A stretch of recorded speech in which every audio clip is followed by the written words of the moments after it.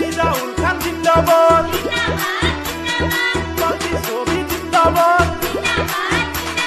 নির্দলীয় জিন্দাবাদ, রিজাউল খান চাই কি?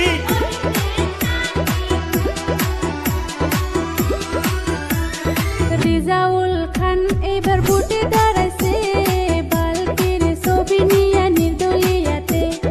নয়াগত শিমুলি তুলা গাঁও পঞ্চায়েতে, 10 নং 17 পাড়া দক্ষিণ খণ্ডতে। রিজাউল খান এবার ভোটে দাঁড়াইছে।